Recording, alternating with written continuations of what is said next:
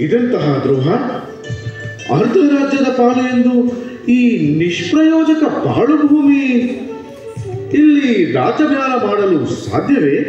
ಇಲ್ಲಿ ಯಾವ ಪ್ರಜೆಗಳಿದ್ದಾರೆ? ಏನು ಸವಲತ್ತುಗಳಿವೆ? ಅದಕ್ಕೆ ತಾನೇ ಇದನ್ನು ನೀಡಿರುವುದು.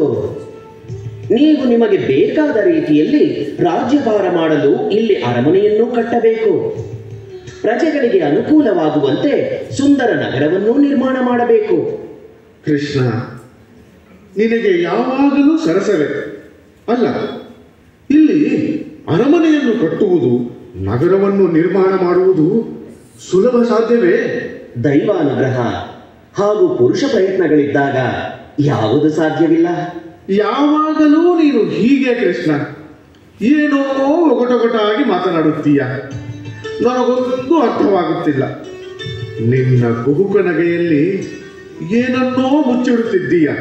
ಸ್ಪಷ್ಟವಾಗಿ ತಿಳಿಸು ಮಾಧವ. ಇಲ್ಲಿ ನೀನು ನಿಮ್ಮ ಸಾಮ್ರಾಜ್ಯದ ಸ್ಥಾಪನೆಗೋಸ್ಕರ ಈ ಪ್ರದೇಶದಲ್ಲೇ ಭವ್ಯ ಅರಮನೆಯನ್ನು, ವ್ಯವಸ್ಥಿತ ನವನಗರವನ್ನು ಹಾಗೂ ನವರಾಜ್ಯದ ನಿರ್ಮಾಣವನ್ನು ಮಾಡಲೇಬೇಕು. ಇದೇ ನಿಮ್ಮ ವಾಸ್ತವ್ಯದ ನೆಲೆವೀಡಾಗಬೇಕು. ಇದು ಅನಿವಾರ್ಯ. ಅಂದರೆ ಈ ಘೋರಾರಣ್ಯ ಕಾಂಡವ ವನದ ದಹನ. ಇದೆಂತಹ ವಿಪರ್ಯಾಸ! ಇದರ ದಹನಕ್ಕೆ ನಾನು ಕಾರಣಕರ್ತನಾಗಬೇಕೆ? ನಮ್ಮ